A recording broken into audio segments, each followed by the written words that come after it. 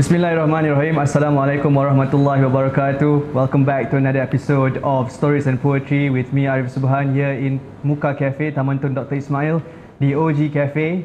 Alhamdulillah, it's nice to see you guys again, even though we're not in the same physical space. But of course, we are always in the same spiritual space, inshallah. Our hearts are always connected. Today, I am not alone. I am blessed to be here with a brother of mine. He comes from all the way from Granada, Spain. His name is Brother Muhsin Sierra. Assalamualaikum. Alaikum salam wa rahmatullah. How are you? Alhamdulillah, ¿qué tal? Muy bien, muy bien. Alhamdulillah. Alhamdulillah. Alhamdulillah. So, Brother Muhsin, maybe you could do a little introduction of yourself. You know, how long have you been in Malaysia and your experience here? Of course. So, Assalamualaikum everyone. And yeah, my name is Muhsin Sierra. I am from Spain, Spanish. I'm been in Malaysia for a few years already, 3 years, but I've been coming in and out for already 8 years. Yeah, I mean, there is some connection between Malaysia and Spain right now, and I'm very glad I'm here with my brother Arief. So maybe we can share some little experience and stories together, inshallah. Inshallah. I'm pretty sure you have a lot of interesting experiences growing up in Spain, growing up in a country that is not Muslim majority, which is very different from Malaysia, because you know here it's a Muslim majority country. Sure. Maybe you could share with us your experience. Yes, I mean, as I told you, I wanted to basically tell you a story. Why am I a Muslim? How come that as Spanish is a Muslim? You have to see that my surname is Sierra Iglesias, which Iglesias means church. Sierra means high mountains. High mountains. But if we would be in South America, Sierra Iglesias would mean the one who closes the churches.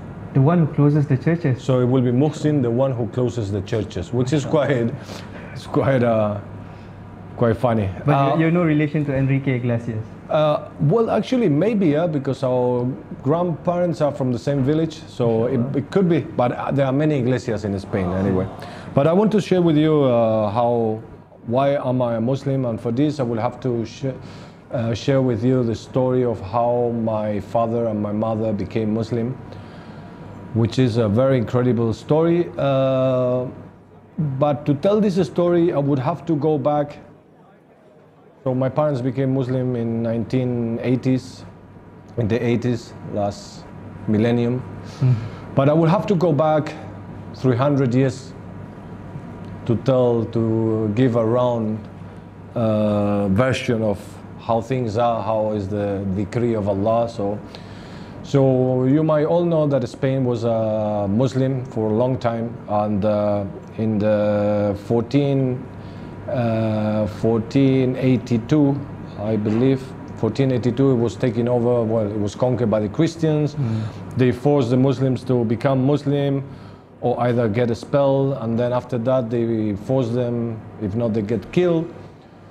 But there was a big resistance in my hometown in Granada, where Muslims, you know, they will still practice Islam, and in order to not be persecuted, or you know, they went into the mountains of Granada. So these people went into the mountains and lived there and fight against Christians. And after 100 years, exactly 1630, the last Muslims were killed in the mountains in Granada. It's called Alpujarra. They were killed there, and that was the end of Islam in Spain. After that, there was no non-Muslims in Spain. It was a Christian country, Catholic country. So that's the end of Islam in Spain after so many years, 800 years. And then I go back to my parents' story. So my father is a normal Spanish citizen, was born in Spain as a Christian. He didn't believe in Christianity. And by the time Franco died, he was the dictator, and it was compulsory to be a Christian in Spain. But when he died, the country changed to democracy and to freedom, and then it was the perfect time for my father, my mother, and a bunch of young guys from Spain to find out about religion and God, and because they didn't believe in Christianity. So they traveled in a van from Madrid, from Spain to India for almost 1 year. Oh, for almost 1 year. They went there and back, and on the way they were searching for Allah. But they became Hinduists and Buddhists, but they didn't. They came back to Spain and they were not convinced. And since they were looking for something, they end up in Granada, my hometown, and they went to the mountains. These same mountains that I was telling you the last Muslims were killed 300 years ago. So they went to these mountains, and they form like a community there where the people were doing handcrafts, and they were living a bit like a hippies, communists, I don't know, these things of the 80s. Yeah. And it was interesting because we got a sheikh, his name is Sheikh Abdul Qadir al-Sufi, may Allah be pleased with him. Ameen. And he sent people to these mountains to do dawah on these hippies, right? And basically all these people became Muslim. All these people in the mountains of Granada, they all became Muslim, and they formed the first Muslim community of converts of Europe. And it was very, very impressive, the himma of these people, where the backgrounds are totally... And it's very different backgrounds, right? Because are all of them Spanish? Like, most of them, but there were also Americans, there were British, there were Italians, there were a lot of them, you know, hundreds. And they all became Muslim in groups.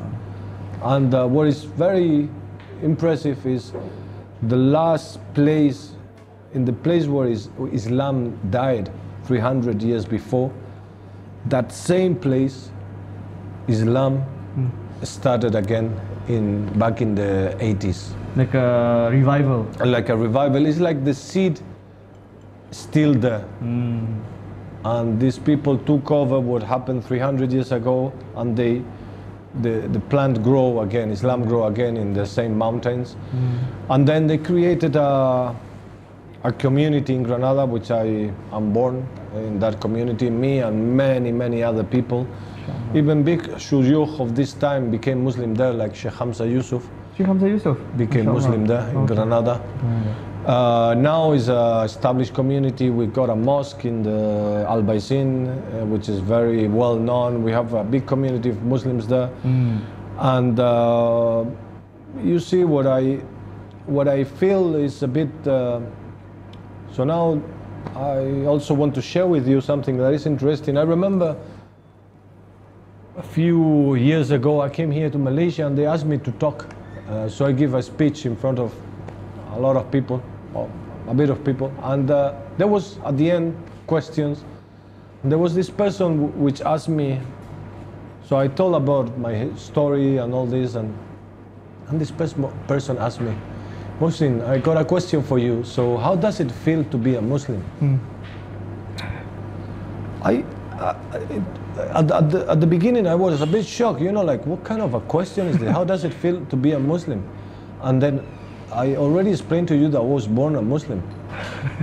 So you don't know otherwise, right? Exactly, I don't know what's the opposite of not being a Muslim. So what kind of a question is this? But then it took me a little bit to realize what was the real question.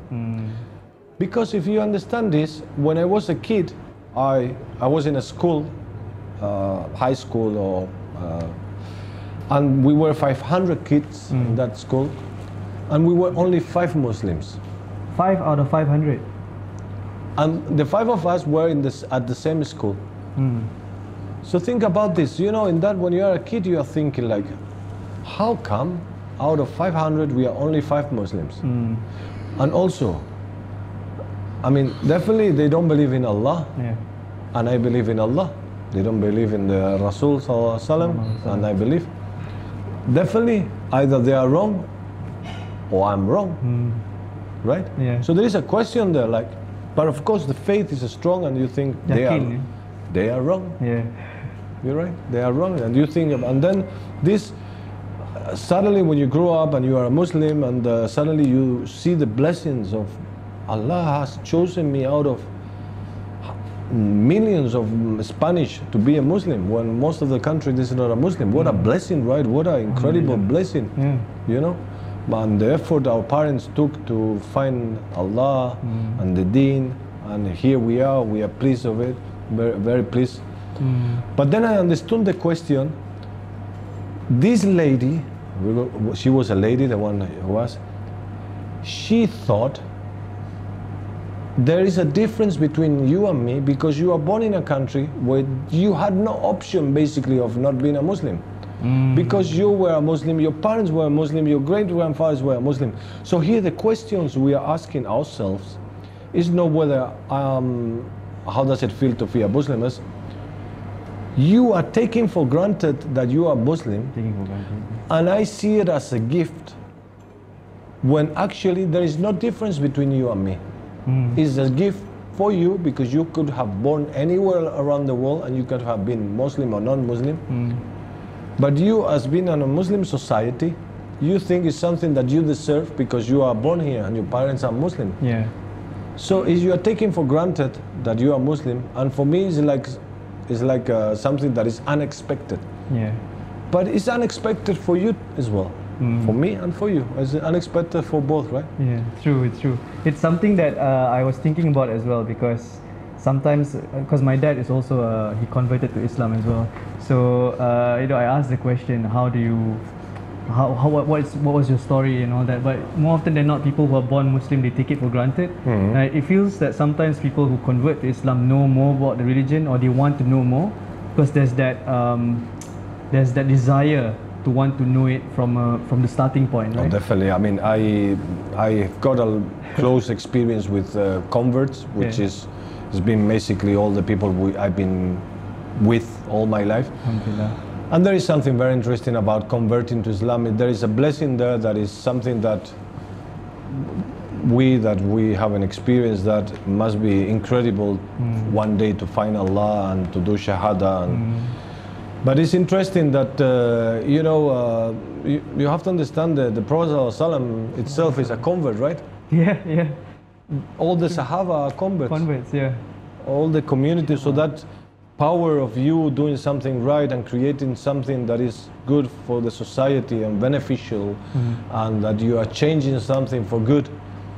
But this is something that must be very, you know, pleasing. Beautiful. Beautiful. So most of the Muslim countries, you cannot feel that, but things are already established. It feels that you can't do anything, you know. But in a way, you know, our Sheikh Abdul Qadir used to say that we are closer to, Muslims should be closer to the behavior of a mafia than the behavior of a political society.